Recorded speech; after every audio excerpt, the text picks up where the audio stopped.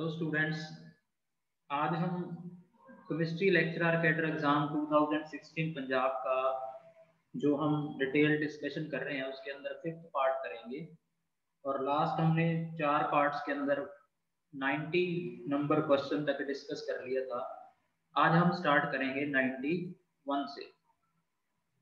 अब सबसे पहले जो 91 में क्वेश्चन है वो related with electron spin resonance spectroscopy है, जिसको EPR भी बोलते हैं। तो इसमें आपको जो क्वेश्चन दिया गया है ये बहुत ही इंपॉर्टेंट क्वेश्चन है कि आपको रेडिकल फॉर्म के अंदर CH2OH ग्रुप दिया गया है और जब इसको ESR से स्टडी किया गया तो आपको पूछा गया है कि इसमें आपको सिग्नल कैसा मिलेगा। क्या 1 ट्रिपलेट ऑफ डबलेट मिलेगा, 2 ESR सिग्नल मिलेंगे, 1 ट्रिपलेट एंड 1 डबलेट मिलेगा या 1 ESR सिग्नल मिलेगा। तो ये जो एग्जांपल है that is a special case. Special case कैसे है? जब भी हम ESR स्टडी करते हैं तो उसके अंदर एक इम्पॉर्टेंट कंसेप्ट आता है, वो आता है हाइपरफाइन स्ट्रक्चर का। जब भी किसी ऑड इलेक्ट्रॉन के साथ न्यूक्लियस इंटरेक्ट करते हैं, न्यूक्लियस मींस जिनका नेट स्पिन नॉन जीरो हो, ठीक है। न्यूक्लियॉन्स के पास भी आपको पता है भी स्पिन होती है और उनका अगर spin quantum number non zero है तब ऑड इलेक्ट्रॉन के साथ न्यूक्लियस की क्या होगी, इंटरेक्शन होगी और इस इंटरेक्शन से हाइपरफाइन स्ट्रक्चर क्या होते हैं, अराइज होते हैं। बट जो ये एग्जांपल है ये बेसिकली सुपर हाइपरफाइन इंटरेक्शन से लिंक है। क्यों लिंक है, अब हम इसके बारे में डिस्कशन करेंगे। पहली बात, अगर हम समझें कि हाइपरफाइन इंटरेक्शन से क्यों ये टॉपिक जुड़ेगा, इसीलिए जुड़ेगा क्योंकि जो आपका ऑड इलेक्ट्रॉन है इस केस में, उसके साथ जो हाइड्रोजन एटम है जिनका प्रोटॉन के लिए स्पिन क्वांटम नंबर है, जो प्रोटॉन के लिए वो होता है half, non zero spin number है इनका। तो न्यूक्लियस क्या करेंगे, इस ऑड इलेक्ट्रॉन के साथ इंटरेक्ट करेंगे, जिस वजह से आपको क्या मिलेंगे, सिग्नल्स मिलेंगे और सिग्नल में आपको हाइपरफाइन स्ट्रक्चर मिलेगा। तो जब भी आपके पास नॉन जीरो स्पिन वाला न्यूक्लियस ऑड इलेक्ट्रॉन के साथ इंटरेक्ट करे तो आपने सबसे पहले पॉइंट ये समझना है कि उसके अंदर जो आपको पीक्स मिलेंगी उनको फाइंड आउट करने के लिए हम रिलेशन यूज करते हैं 2ni+1। पीक्स कितनी मिलेंगी आपको अगर ऑड इलेक्ट्रॉन की न्यूक्लियस के साथ इंटरेक्शन हो रही है, जैसा कि इस केस में ये वाले दो प्रोटॉन्स, इनकी इंटरेक्शन होंगी किसके साथ, ऑड इलेक्ट्रॉन के साथ। तो इस वजह से यहाँ पे जो आपको नंबर ऑफ पीक्स मिलेंगे वो कितने पीक मिलेंगे, इसका कैसे कैलकुलेट करेंगे हम। पहली बात तो आप देखो भी यहाँ पे जो हाइड्रोजन है जो इसके साथ इंटरेक्ट करेंगे उनका नंबर 2 है और उस हाइड्रोजन की जो न्यूक्लियर स्पिन है दैट इज ½ +1। तो यहाँ से जब आप इसे सॉल्व करोगे तो आपको टोटल 3 पीक मिलेंगे। 3 का मतलब आपको मिलेगा ट्रिपलेट, ठीक है। ये तो होगी यहाँ तक बात हाइपरफाइन स्ट्रक्चर की।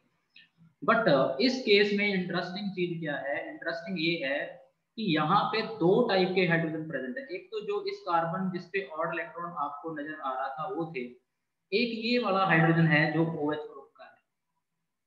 तो जो ये नेबरिंग हाइड्रोजन है ये क्या करेगा, इसके साथ कपलिंग करेगा। जैसा हमने NMR में देखते हैं कि नेबरिंग नॉन इक्विवेलेंट प्रोटॉन्स, ठीक है, नॉन इक्विवेलेंट प्रोटॉन जो नेबरिंग होते हैं वो गिवन सिग्नल को n+1 पीक्स में क्या कर देते हैं, स्प्लिट कर देते हैं। तो जो ये OH ग्रुप का हाइड्रोजन है ये बाकियों के साथ क्या है, नॉन इक्विवेलेंट है, बाकी 2 प्रोटॉन्स के साथ। इस वजह से ये इन 2 हाइड्रोजन्स के सिग्नल को, जो आपके पास ट्रिपलेट आ रहा था, ट्रिपलेट की जो रेशियो होगी वो आपके पास, आपको पता है पास्कल ट्रायंगल से जब इंटेंसिटी से निकालेंगे वो होगी 1:1 2:1 होगी। तो वो हर एक इस सिग्नल को क्या करेगा, जो इसका नेबरिंग OH ग्रुप का प्रोटॉन है वो क्या करेगा, स्प्लिट कर देगा। इसके थ्रू स्पिन स्पिन कपलिंग का फिनोमेना जैसा हमें NMR में देखने को मिलता है। तो इन 2 प्रोटॉन्स के नेबर में कितने प्रोटॉन प्रेजेंट है, 1। तो 1+1 यानी कि 2, नेबरिंग प्रोटॉन की संख्या 1 है, तो नंबर ऑफ पीक्स जो आते हैं कपलिंग के थ्रू, स्पिन स्पिन कपलिंग के थ्रू न्यूक्लियॉन्स के या न्यूक्लियई के, वो आते हैं n+1 के अंदर। तो ये आपका हर एक सिग्नल जो ट्रिपलेट का था उसको क्या कर देगा, स्प्लिट कर देगा किसमें, डबलेट में। 2 का मतलब डबलेट में।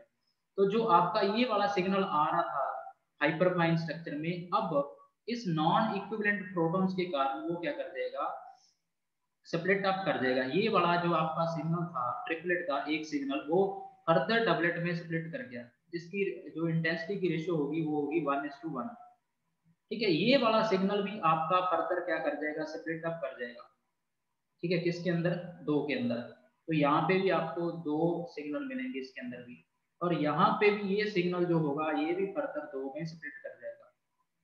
ठीक है, तो इस तरीके से जो गिवन सिग्नल थे आपके ट्रिपलेट के, ट्रिपलेट भी फर्दर जो नेबरिंग नॉन इक्विवेलेंट प्रोटॉन था उसके कारण डबलेट में क्या करके स्प्लिट करके। तो आपको जो 91 क्वेश्चन के अंदर आप जब देखोगे इस चीज को, तो आपको क्या मिल रहे हैं, ट्रिपलेट ऑफ डबलेट्स मिल रहे हैं। तो इस क्वेश्चन का जो आंसर आएगा वो आएगा ऑप्शन ए।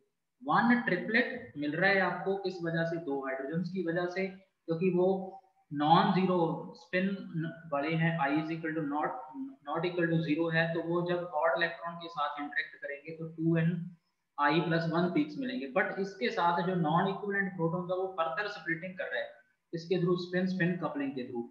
तो पहली स्प्लिटिंग तो आपको लार्ज मिलेगी इन 2 प्रोटॉन्स की वजह से हाइपरफाइन स्ट्रक्चर में। फर्दर क्या होगा, एक स्मॉल स्प्लिटिंग और नेबरिंग हाइड्रोजन की वजह से मिलेगी OH ग्रुप के।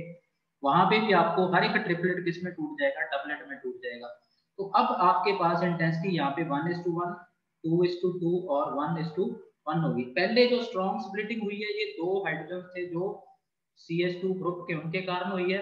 और बाद में जो आपके पास ये हर एक ट्रिपलेट डबलेट में कन्वर्ट हुआ है, ये OH ग्रुप के प्रोटॉन के साथ हुआ है। तो आपके पास टोटल इस तरीके से 6 पीक्स मिलेंगी आपको, मींस 1 ट्रिपलेट ऑफ डबलेट मिलेगा। और इनकी जो इंटेंसिटी की रेशियो होगी वो होगी 1:1:2:2:1। तो यहाँ पे फिनोमेना आ रहा है सुपर हाइपरफाइन इंटरेक्शन का। हाइपरफाइन इंटरेक्शन तो थी ऑड इलेक्ट्रॉन और न्यूक्लियई के बीच, और सुपर हाइपरफाइन तब होती है जब आपके प्रोटॉन्स कौन से नेचर के आ जाए, नॉन इक्विवेलेंट नेचर के आ जाए, क्योंकि OH ग्रुप का जो हाइड्रोजन है वो नॉन इक्विवेलेंट है इस CH2 ग्रुप के 2 हाइड्रोजन के साथ। तो इस 91 क्वेश्चन का जो आपका आंसर होगा that is option A, 1 triplet of doublet. ये था आपका question related with ESR spectroscopy. अब उसके बाद जो हमारे पास नेक्स्ट क्वेश्चन है वो है ESR spectrum of cupric sulphate, जिसके साथ 5 वाटर मॉलिक्यूल जुड़े हुए हैं।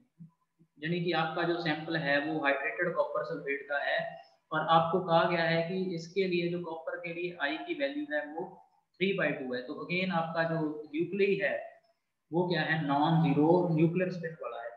तो कॉपर सल्फेट के अंदर आपको पता है भी कॉपर 2 पॉजिटिव होता है जिसकी कॉन्फ़िगरेशन 3d9 होती है, तो इसके पास 1 अनपेड इलेक्ट्रॉन होगा, और 1 इलेक्ट्रॉन जो अनपेड होगा उसकी स्पिन होगी हाफ। तो इसके लिए जो ms वैल्यूज मिलेंगी आपको ESR में वो मिलेंगी +½ और -½ ठीक है। बट जब ये ऑड इलेक्ट्रॉन ऐसे न्यूक्लियई के साथ इंटरेक्ट करेगा जिसका I क्या है, नॉन जीरो है, 3/2 है कॉपर के लिए आपको दिया गया, तो यहाँ पे फिर अगेन क्या होगी, हाइपरफाइन स्ट्रक्चर आएगा, क्योंकि ऑड इलेक्ट्रॉन के साथ अब नॉन जीरो न्यूक्लियर स्पिन वाला न्यूक्लियई क्या कर रहा है, इंटरेक्ट कर रहा है।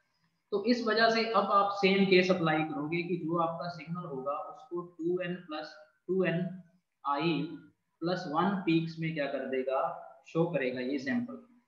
तो अब इस केस में आपका जो 2 तो आ गया, नंबर ऑफ जो एटम है वो कॉपर के 1 है, और इसकी स्पिन कितनी है, 3/2 है, +1। तो आप जब इसे सॉल्व करोगे तो आपको कितने सिग्नल मिलेंगे, 4 सिग्नल मिलेंगे, मीन 4 पीक्स मिलेंगी। तो आंसर आपका इसका आएगा 4 सिग्नल। एक तो ये वे है इसका सॉल्व करने का। दूसरा तरीका ये है कि जो आपका एक ऑड इलेक्ट्रॉन है उसके ESR में, अगर हम ESR के बेसिक प्रिंसिपल पे जाएं तो 2 एनर्जी लेवल्स होंगे, एक जिनके लिए ms की वैल्यू -½ होगी और दूसरा जिसके लिए +½ होगी। और जब इनके साथ आई नॉन जीरो न्यूक्लिक स्पिन वाला सिस्टम इंटरेक्ट करेगा तो जिसकी आई की वैल्यू क्या है आपके पास 3/2 है, तो ये फर्दर फील्ड की इंटरेक्शन के कारण जिसकी न्यूक्लियर स्पिन नॉन जीरो है, यहाँ पे फर्दर 3 लेवल क्रिएट हो जाएंगे जिनकी एनर्जी इस तरीके से होगी, क्योंकि आई की वैल्यू 3/2 है, तो जो एम आई के वैल्यूज होंगे वो -3/2 से स्टार्ट होके +3/2 के बीच होंगे। तो इस वे से आपको मिलेंगे इस लेवल के अंदर फर्दर 4 लेवल्स, और इसी तरीके से आपको ऊपर वाले लेवल में भी 4 लेवल्स मिलेंगे। तो जब ट्रांजिशन होंगी इनके केस में एनर्जी लेवल्स में, तो इनके लिए क्या रूल होता है कि जो आपका स्पिन नंबर है और जो आपका न्यूक्लियर स्पिन नंबर है या जेट कंपोनेंट है न्यूक्लियर स्पिन का, दैट इज एम आई, तो उसके स्पिन सिलेक्शन रूल अप्लाई जब आप करोगे तो उसके अकॉर्डिंगली जो एम आई वैल्यूज का चेंज है, ठीक है, वो क्या होना चाहिए आपका नॉन जीरो होना चाहिए, सॉरी जीरो होना चाहिए, और एम एस का जो चेंज होता है वो ±1 होना चाहिए। तो उसके अकॉर्डिंग जब इस लेवल से इस लेवल के ट्रांजिशन होंगे इनके बीच, तो इसके 3/2 लेवल से इसके 3/2 लेवल पे ट्रांजिशन अलाउड होगी, इसी तरीके से +1/2 लेवल से इसके +1/2 लेवल तक होगी, इसके -1/2 से इसके -1/2 पे, और इसके -3/2 से इसके -3/2 पे, according to the selection rule. जो आई का जेड एक्सिस पे कंपोनेंट होता है एम आई, उसका चेंज क्या होना चाहिए, जीरो होना चाहिए।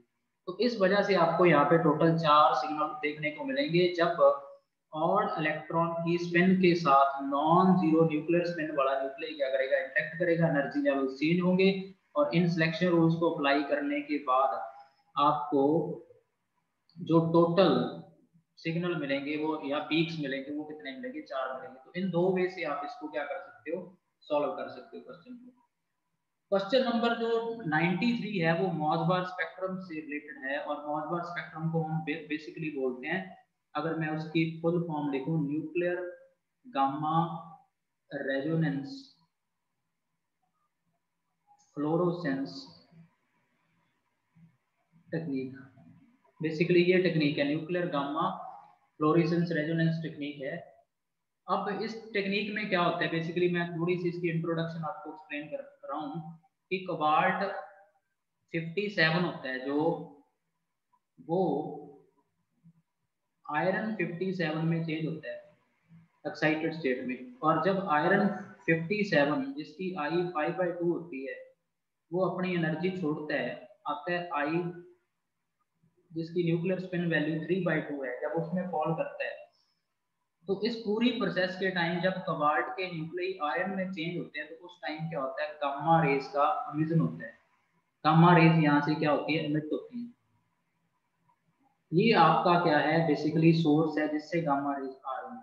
तो अगर आपके पास यहाँ पे आयरन क्या क्या हो, अब्जॉर्बर हो सैंपल का, और अगर इन गामा रेडिएशंस की एनर्जी इस अब्जॉर्बर के एनर्जी लेवल के साथ क्या कर दे, रेजोनेट कर दे, तो ये गामा रेज क्या हो जाएंगी, अब्जॉर्ब हो जाएंगी। और यहाँ पे रिकॉर्डर पे जब हम गामा रेज का नंबर काउंट करेंगे तो उससे हमारे पास मॉसबार स्पेक्ट्रम क्या हो जाएगा, रिकॉर्ड हो जाएगा। तो एक इसमें क्या होता है, सोर्स होता है जो गामा रेज एमिट करता है, एक होता है अब्जॉर्बर जो गामा रेज को क्या करता है, अब्जॉर्ब करता है, दोनों के बीच रेजोनेंस होता है। और यहाँ पे दो फैक्ट काम करते हैं, एक मॉसबार इफेक्ट काम करता है और दूसरा इफेक्ट यहाँ पे काम करता है डॉपलर इफेक्ट। अब मैं इसकी डिटेल में नहीं जाऊंगा, काफी लेंथी हो जाएगा वो। तो इस पे बेस्ड होती है मॉसबार स्पेक्ट्रम पूरा। तो बेसिकली आपको क्वेश्चन सिर्फ ये पूछा गया है कि जो न्यूक्लियर लेवल की ट्रांजिशन होती हैं ऑब्जॉर्बर के सैंपल के बीच में वो किसकी हेल्प से होती हैं, तो इसका आंसर है गामा रेज। मॉसबार स्पेक्ट्रोस्कोपी में क्या होती है, गामा रेज एमिट होती है, और गामा रेज को एमिट करने वाले कई सारे न्यूक्ली हैं, जैसे आयरन 57 हो गया, टिन 119 हो गया जो इस टेक्निक में यूज होता है, इसके अलावा एंटीमनी 121, आयोडीन 129, और ऐसे कई सारे न्यूक्लियस हैं जिनका इसमें क्या किया जाता है, यूज किया जाता है। तो ये बेसिकली क्वेश्चन था मॉसबार के बेसिक प्रिंसिपल से रिलेटेड। इसमें गामा रेज का क्या होता है, यूज होता है, इलेक्ट्रोमैग्नेटिक रेडिएशंस की गामा रेज का। अब उसके बाद जो नेक्स्ट क्वेश्चन है वो मॉलबार स्पेक्ट्रम पूछा गया है हमें बेसिकली किसके केस में, पोटासियम फेरोसाइनाइड के केस में। ठीक है, अब इसकी डिटेल तो काफी लेंथी है, बट मैं आपको ब्रीफली अगर इसको एक्सप्लेन करूं तो जब हम मॉलबार स्पेक्ट्रोस्कोपी पढ़ते हैं तो उसके अंदर 3 इंपॉर्टेंट टर्म्स आती है। एक आती है आइसोमेरिक शिफ्ट, दूसरी टर्म आती है उसमें न्यूक्लियर क्वाड्रपल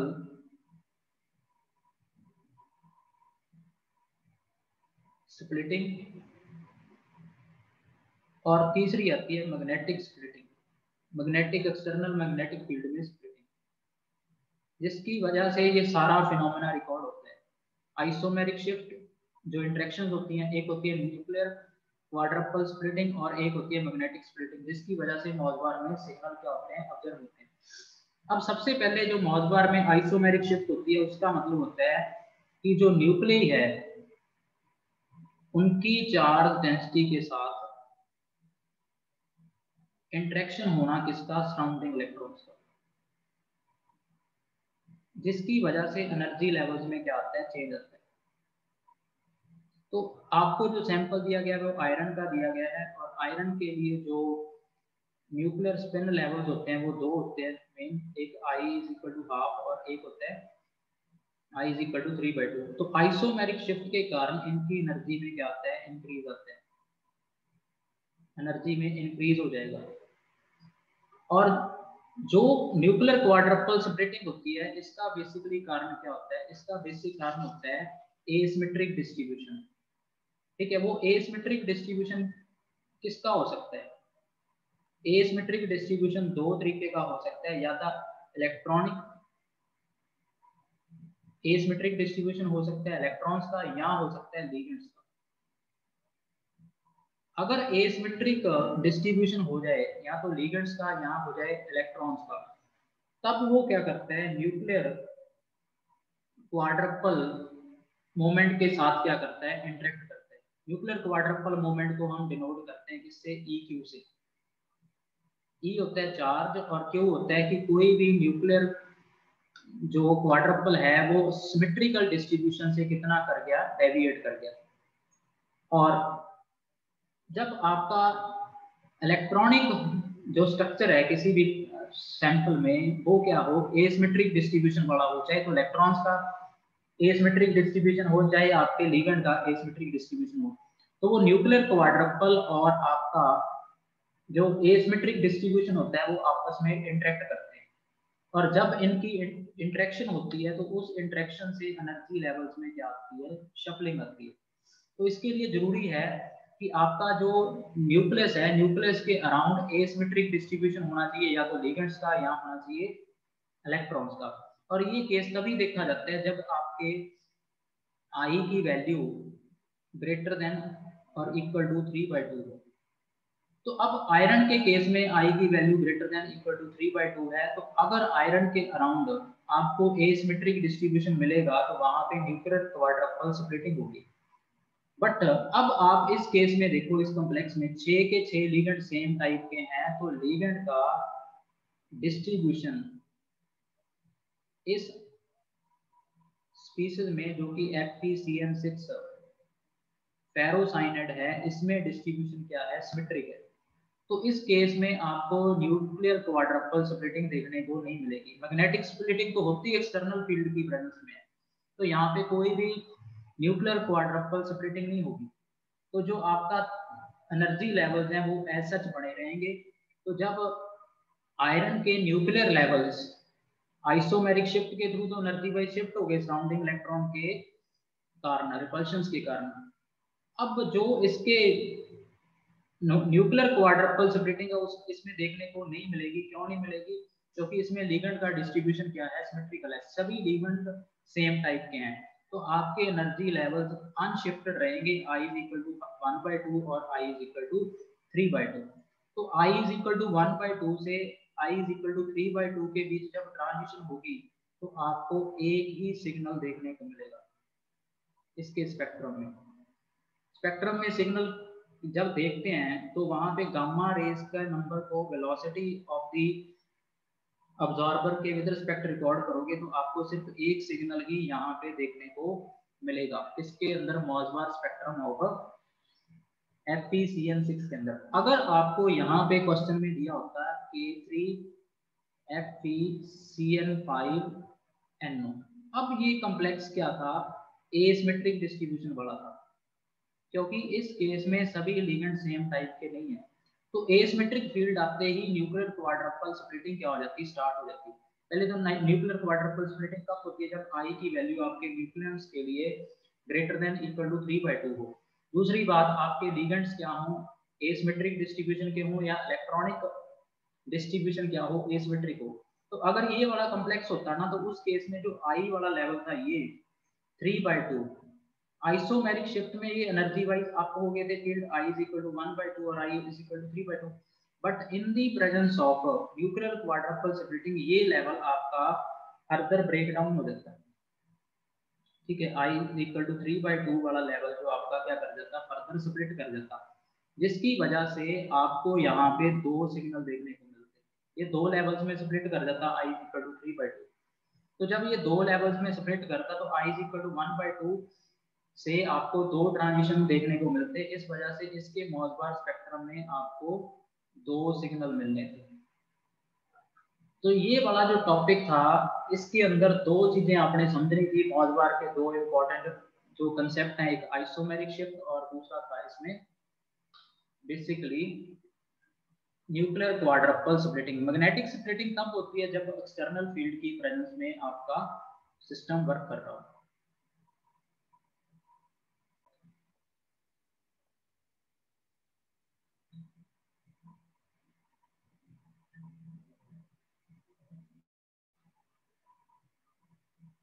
अब उसके बाद जो हमारा नेक्स्ट क्वेश्चन नंबर 95 है, वो एल्डिहाइड के सैंपल से रिलेटेड है कि एल्डिहाइड के सैंपल को जब हम 200 से 400 नैनोमीटर के बीच यूवी स्पेक्ट्रम देख रहे हैं उसका, तो उसके अंदर कौन कौन सी ट्रांजिशन या कौन से बैंड देखने को मिलेंगे। तो आपने नोट करना है कि कार्बोनिल ग्रुप की जो दो बेसिक टाइप की हमें ट्रांजिशन देखने को मिलती है, एक तो मिलती है हमें वो पाई से पाई स्टार, क्योंकि यहाँ पे पाई बॉन्ड है और ऑक्सीजन के लॉन पेयर है, और दूसरी जो बेसिक ट्रांजिशन हमें देखने को मिलती है यूवी रीजन के अंदर, वो होती है N2 pi star. Sigma two sigma star तो बहुत लोअर वेवलेंथ पे होती है। तो कार्बोनिल कंपाउंड्स की जो दो टिपिकल ट्रांजिशंस हैं, वो पाई टू पाई स्टार और एक है N2 पाई स्टार। तो 200 से 400 नैनोमीटर के बीच इस केस में जो हमें ट्रांजिशन देखने को मिलेंगी वो दो देखने को मिलेंगी, एक देखने को मिलेंगी हमें N से पाई स्टार ट्रांजिशन और एक पाई से पाई स्टार ट्रांजिशन। तो इस केस में जो हमारा करेक्ट आंसर होगा 95 के केस में, वो होगा option D, that is both N2 pi star and pi to pi star transition हमें इस केस में देखने को मिलेगी। अब उसके बाद जो नेक्स्ट हमारा केस है वो है क्वेश्चन नंबर 96, जो कि KMnO4 से रिलेटेड है। और KMnO4 के अंदर आपको पूछा गया है कि जो इलेक्ट्रॉनिक अब्जॉर्प्शन स्पेक्ट्रम होगा KMnO4 का, वो क्या शो करेगा, क्या DD बैंड शो करेगा, मतलब DD ट्रांजिशन होगी, या मेटल लिगेंड चार्ज ट्रांसफर होगा, या ligand to metal charge transfer होगा, या दोनों होंगे। तो आपने नोट करना है पोटेशियम डाइक्रोमेट और KMnO4 दोनों स्पेशल केस हैं जिनमें ligand to metal charge transfer का बैंड देखने को मिलता है। क्यों? क्योंकि इनके केस में अगर देखो डाइक्रोमेट के केस में तो क्रोमियम +6 ऑक्सीडेशन स्टेट में है, तो क्रोमियम +6 स्टेट में D0 होगा, तो DD बैंड का तो क्वेश्चन ही नहीं राइज होता। KMnO4 के अंदर पर मैग्नेटेड आयन है जो उनमें मैग्नीज +7 स्टेट में है, तो +7 स्टेट में मैग्नीज में भी D0 कॉन्फ़िगरेशन है, तो DD बैंड नहीं मिलेगा। अब दूसरी बात आती है, जो पर मैग्नेटेड आयन है वो टेट्राहेड्रल आयन होता है इस तरीके का। तो बेसिकली क्या होता है, मोमेंट के लिए ऑक्सीजन से जो चार्ज है वो मैग्नीज की तरफ शिफ्ट होता है, momentary transfer of electron from oxygen to manganese, जिसकी वजह से यहाँ पे हमें ligand to metal charge transfer देखने को मिलता है। और उसी ligand to metal charge transfer की वजह से KMnO4 हमें पर्पल कलर का मिलेगा और पोटेशियम डाइक्रोमेट हमें ऑरेंज कलर का मिलेगा। तो इन दोनों कंपाउंड्स के केस में हमें इंपॉर्टेंटली क्या देखने को मिलता है, ligand to metal charge transfer देखने को मिलता है। लिगेंड का मोमेंट के लिए मोमेंट्री इलेक्ट्रॉन का जो है शिफ्टिंग होता है वो किसकी तरफ, मेटल की तरफ। ठीक है, मेटल के अंदर d ऑर्बिटल के अंदर जो इलेक्ट्रॉन का नंबर है उसकी ऑक्सीडेशन स्टेट के अकॉर्डिंग अगर हम देखेंगे तो वो 0 है।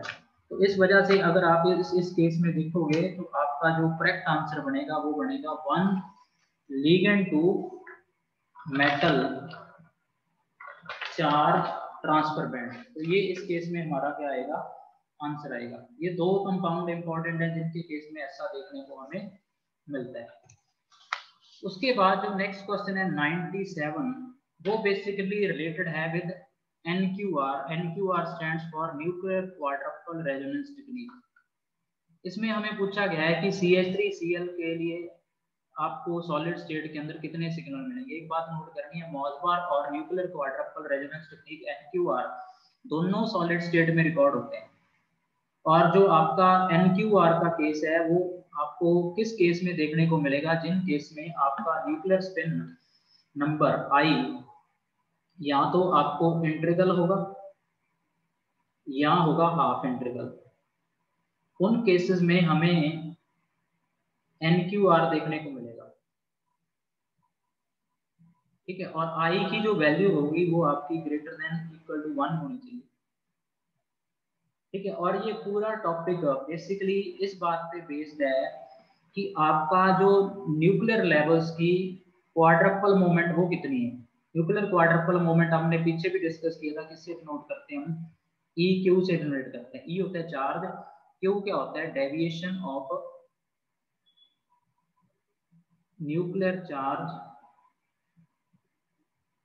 फ्रॉम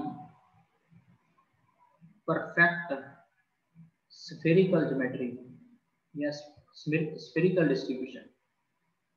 तो जब ऐसे न्यूक्लियस जिनके पास I की वैल्यू ग्रेटर देन और इक्वल टू 1 हो और उनमें न्यूक्लियर इलेक्ट्रिक क्वाड्रपल मोमेंट हो, तो उस केसेस में अगर आपका field electric field gradient non symmetry का है, इलेक्ट्रिक फील्ड ग्रेडियंट को हम डिफाइन करते हैं ईटा से, अगर वो एसिमेट्रिक हो तो उस केस में NQR हमें ऑब्जर्व होगा।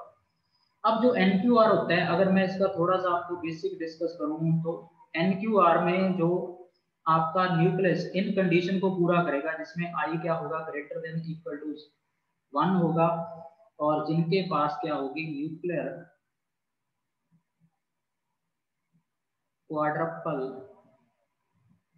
मोमेंट होगी Q, उन केसेस में जो श्रोडिंगर वेव इक्वेशन है, जब हम उन न्यूक्लियस के एनर्जी लेवल्स के लिए सॉल्व करेंगे तो आपको उन लेवल्स की एनर्जी, लेवल्स को हम रिप्रेजेंट करेंगे विद MI।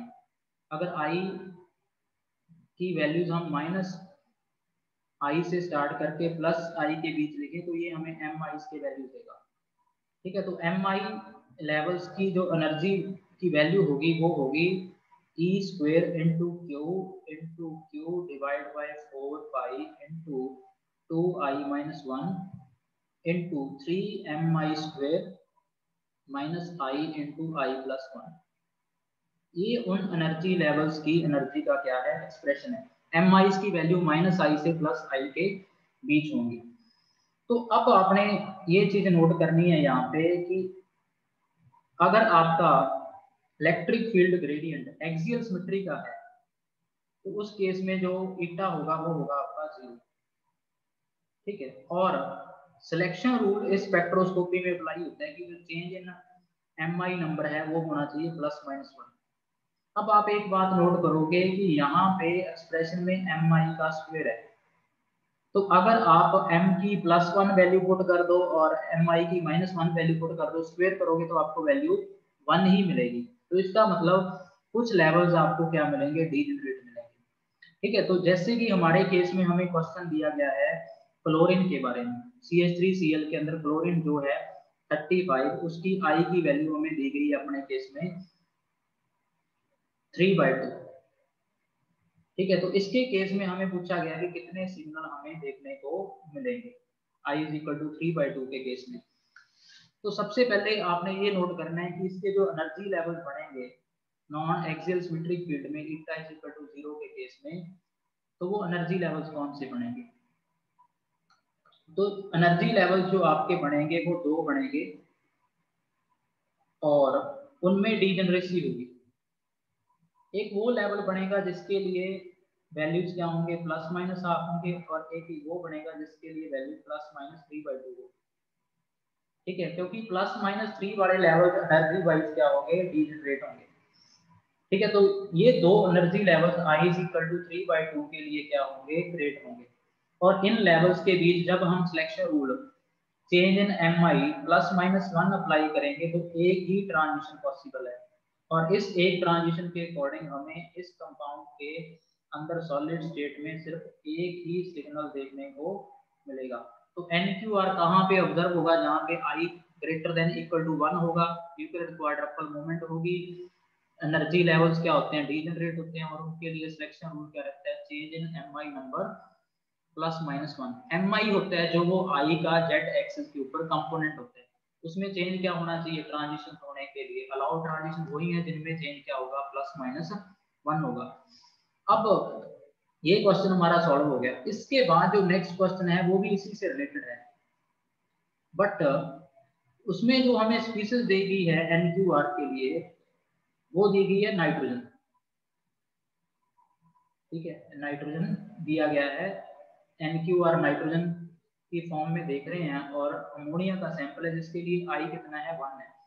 तो इसके लिए भी आपको दो लेवल मिलेंगे, एक लेवल जिसके लिए MI की वैल्यू क्या होगी 0 होगी और एक ऐसा जिसके लिए ±1 होगी, क्योंकि ±1 बड़े लेवल्स क्या होंगे डीजेनरेट होंगे। क्योंकि अगर आपका I क्या है 1 है तो आपके MI के वैल्यू क्या होंगे -1 0 और +1 होंगे। जैसा पिछले केस में था आपका I कितना था 3/2 था, तो जो MI के वैल्यूज होंगे वो क्या होंगे 3/2 1/2 -1/2 और -3/2। ये वाले लेवल्स क्या हो जाते हैं डीजेनरेट हो जाते हैं क्योंकि MI का स्क्वायर आ रहा है श्रोडिंगर वेव इक्वेशन जब हम सॉल्व कर रहे हैं एनर्जी लेवल्स के लिए न्यूक्लियर लेवल्स की। तो यहाँ पे आपको दो लेवल मिलेंगे, एक 0 वाला एक +-1 वाला। तो यहाँ पे भी सिलेक्शन रूल अगर हम चेंज इन MI वैल्यूज +-1 को अप्लाई करें, ठीक है, delta change in MI values +-1, तो इस केस में हमें एक ही ट्रांजिशन देखने को मिलेगी, तो इस केस में भी हमें एक ही सिग्नल देखने को मिलेगा। तो इसका आंसर भी हमारा आएगा 1 सिग्नल, क्योंकि I की वैल्यू 1 है तो MI के जो वैल्यूज होंगे वो -1 से +1 के बीच, +1 और -1 वाले लेवल डीजेनरेट होंगे क्योंकि एक्सप्रेशन में MI का स्क्वायर है और सिलेक्शन रूल जब आप अप्लाई करोगे तो आपको वैल्यू कितनी मिलेगी +-1 मिलेगी। क्वेश्चन नंबर 99 है जो वो रिलेटेड है with famous nitrogen rule in mass spectroscopy. और नाइट्रोजन रूल क्या कहते हैं? किसी भी मॉलिक्यूल के अंदर जिसके अंदर नो नाइट्रोजन या even number of nitrogen atom होंगे,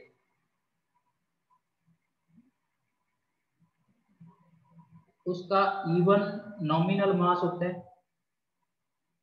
जब हम मास स्पेक्ट्रोस्कोपी में स्पेक्ट्रा रिकॉर्ड करते हैं और जिसके अंदर odd number of nitrogen atom होते हैं, उसकी जो पेरेंट पीक का नंबर होगा वो ऑड होगा, मास का नंबर M/Z का, तो वहां पे हमें ऑड नॉमिनल मास देखने को मिलेगा। इस रूल को हम बोलते हैं बेसिकली नाइट्रोजन रूल। तो इसी से रिलेटेड क्वेश्चन था ये, presence of which element in any compound is characterised by odd number of M/Z, क्योंकि मास स्पेक्ट्रोस्कोपी में हम मास बाय Z चार्ज को हम क्या करते हैं प्लॉट करते हैं। ठीक है, एक तरफ आपके पास M/Z होता है, तो जो पेरेंट पीक का जो M/Z है वो आपको ऑड कब मिलेगा? जब किसी भी सैंपल में नाइट्रोजन क्या होगा प्रेजेंट होगा और उन नाइट्रोजन का नंबर क्या होगा ऑड होगा। तो ये स्पेशल केस है किसके लिए? नाइट्रोजन के लिए। तो ऑड उसी केस में आएगा जहां पे नाइट्रोजन का नंबर ऑड फॉर्म में प्रेजेंट होगा। अगर 0 हुआ या इवन हुआ तो उस केस में जो पीक्स होंगी वो क्या होंगी आपकी इवन मास की होंगी। ये आपने इंपॉर्टेंट ऑब्जर्वेशन नाइट्रोजन रूल्स के अकॉर्डिंग। नेक्स्ट क्वेश्चन भी जो आपका है वो भी मास स्पेक्ट्रोस्कोपी से रिलेटेड है और मिथाइल ब्रोमाइड के स्पेक्ट्रा के बारे में पूछा गया। अब इस क्वेश्चन को सॉल्व करने का मेथड क्या है कि जो ब्रोमीन है हमारे पास, ब्रोमीन के दो आइसोटोप मिलते हैं, एक 79 और एक होता है 80। तो आपके पास जो मिथाइल ब्रोमाइड है, मिथाइल का जो मास नंबर होता है वो होता है 12 + 350। तो इस केस में आपको दो पीक मिलेंगी, एक तो मिलेगी 79 + 15 94 पे, और एक मिलेगी बेसिकली आपको, सॉरी, एक 81 आइसोटोप होता है, एक मिलेगी आपको 81 + 15 96 पे।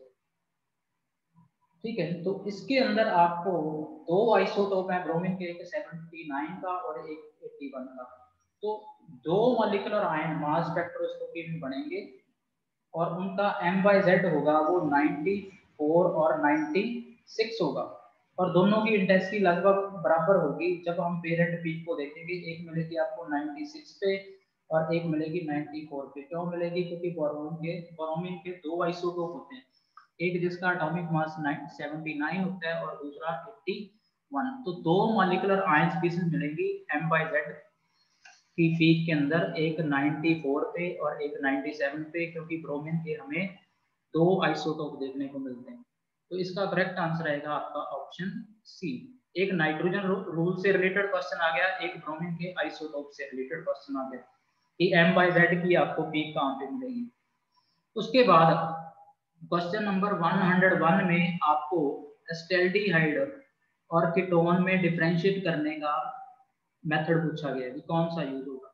एक आपका एल्डिहाइड है और एल्डिहाइड भी आपका एलिफेटिक है, और दूसरा कीटोन है।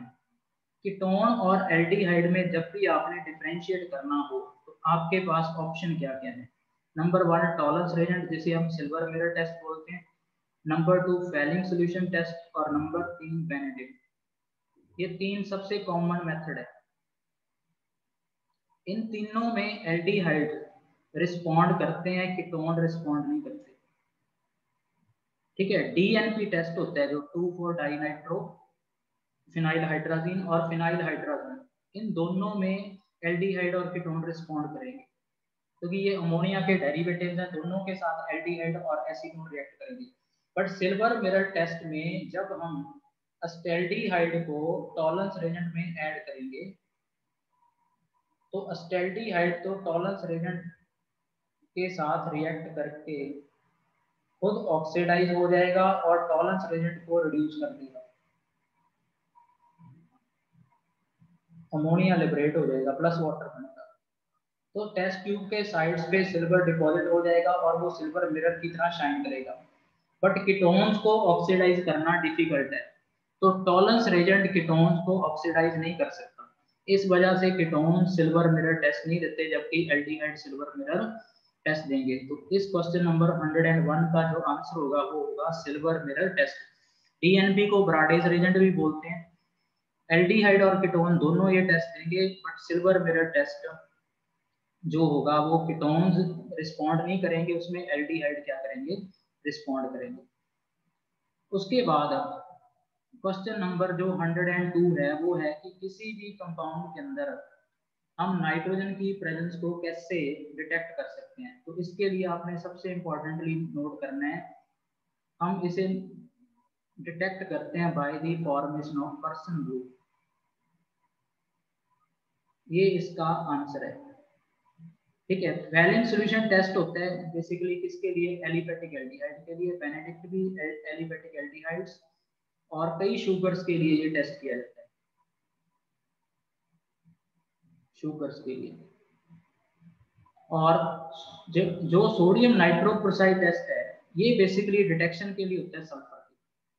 सल्फर को डिटेक्ट करने के लिए टेस्ट किया जाता है। नाइट्रोजन के लिए पर्सन ब्लू होता है पोटाशियम फेरी फेरोसाइनाइड।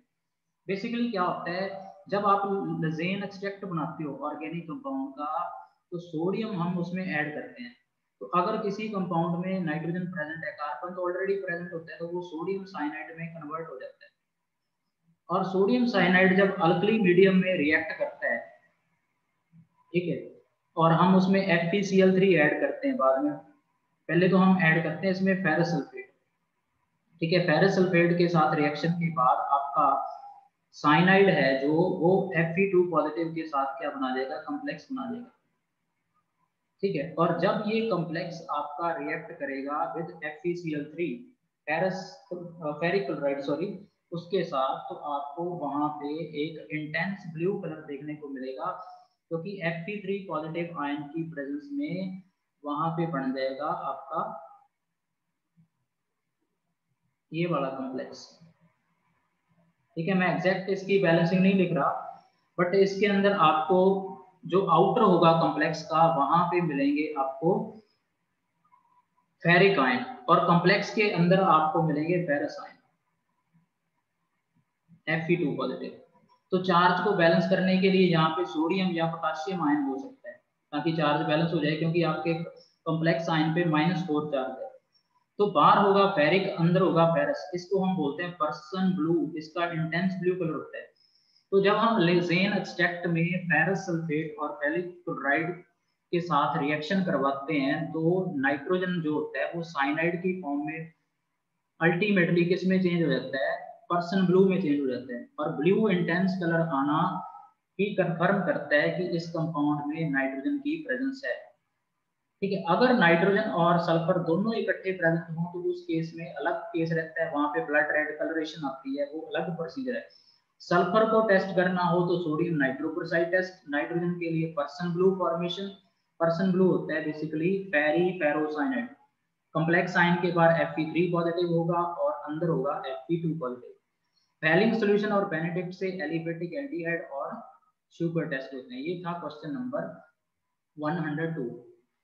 जो अगला क्वेश्चन है 103 वो है एजोडाई टेस्ट के से रिलेटेड। एजोडाई टेस्ट ऐसे ऑर्गेनिक रिएक्शंस हैं जिनमें एजोडाई फॉर्मेशन होती है, और एजोडाई की स्पेशलिटी है कि उनमें nitrogen nitrogen double bond present होते हैं, और इस वजह से इन एजोडाइज का क्या आता है, कलर आता है। और एसिडाइज ऑर्गेनिक केमिस्ट्री में आपको दो जगह फेमसली देखने को मिलेगी, एक तो फिनोल कपलिंग रिएक्शन के थ्रू एजोडाइज बनाता है, और एक बनाता है एनिलीन। ठीक है, एनिलीन और फिनोल ऑर्गेनिक केमिस्ट्री में क्या करते हैं, कपलिंग रिएक्शन के थ्रू एजोडाइज की फॉर्मेशन करते हैं।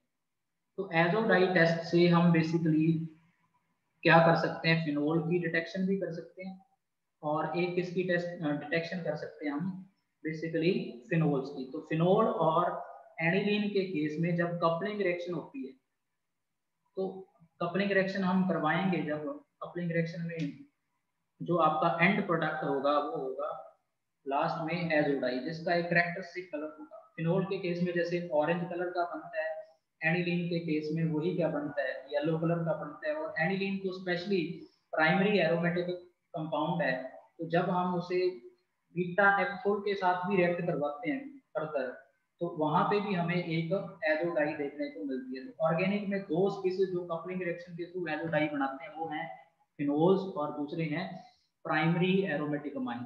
तो इस केस में आपका जो आंसर आएगा वो आएगा ऑप्शन डी, एरोमेटिक अमाइन और फिनोल दोनों कपलिंग रिएक्शंस के थ्रू क्या कर सकते हैं, एजोडाइज की फॉर्मेशन कर सकते हैं।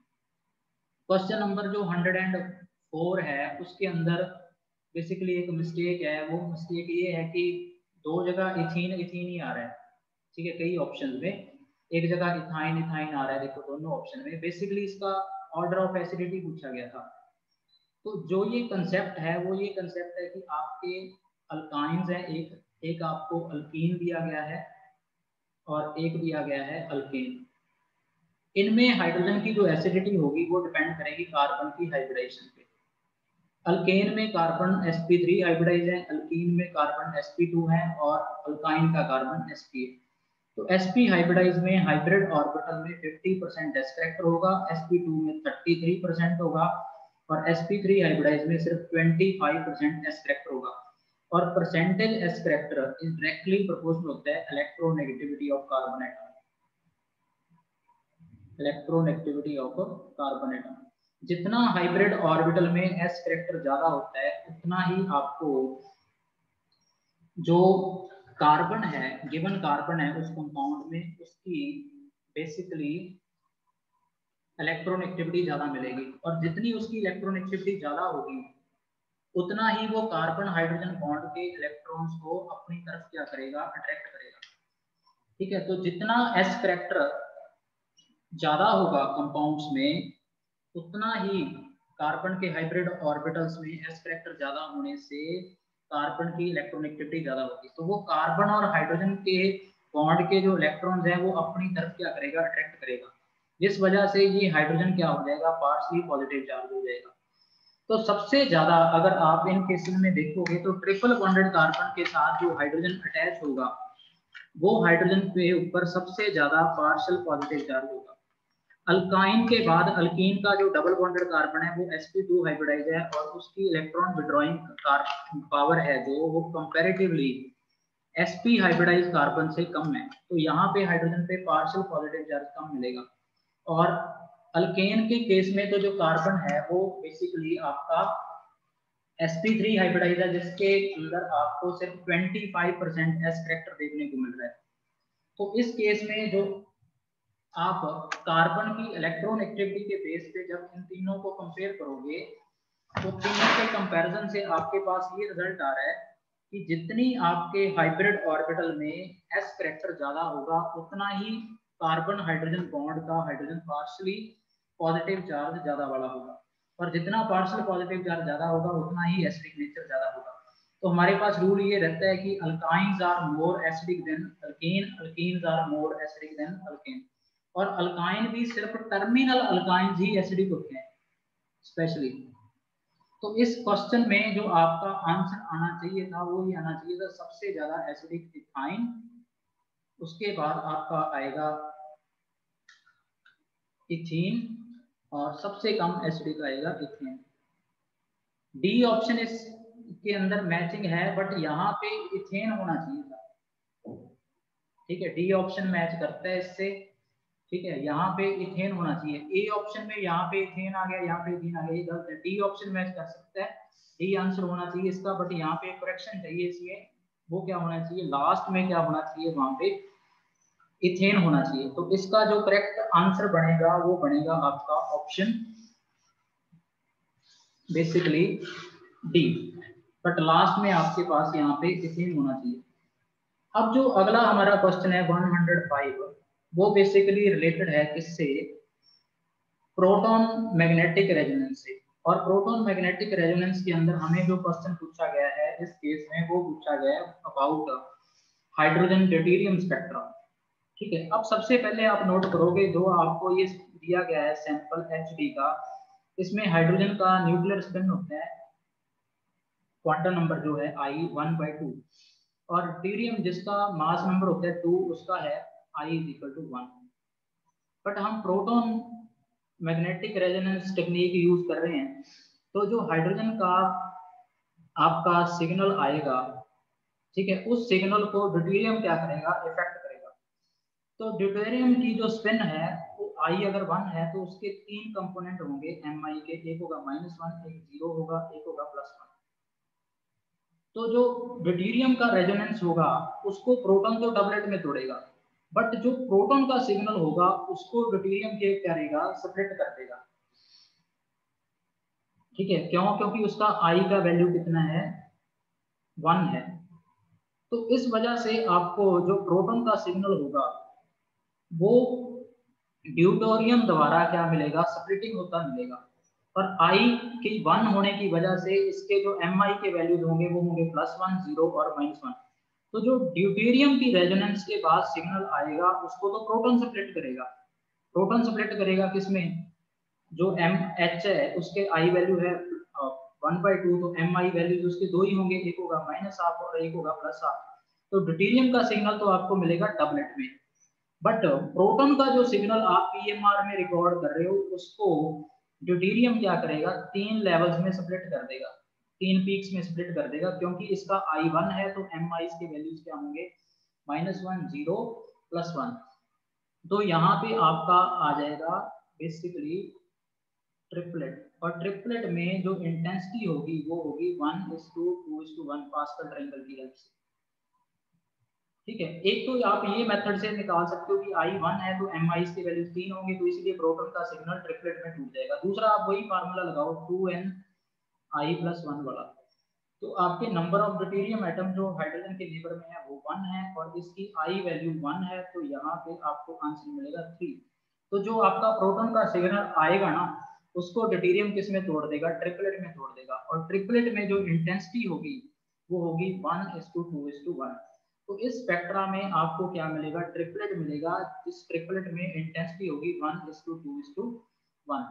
तो ये क्वेश्चन था हमारा रिलेटेड विद एनएमआर। तो इस पार्ट के अंदर आज हमने ज्यादातर क्वेश्चन स्पेक्ट्रोस्कोपी के किए हैं और हमने 91 से 105 तक क्वेश्चंस कवर कर दिए। नेक्स्ट वीडियो में हम इससे आगे स्टार्ट करेंगे। Thank you.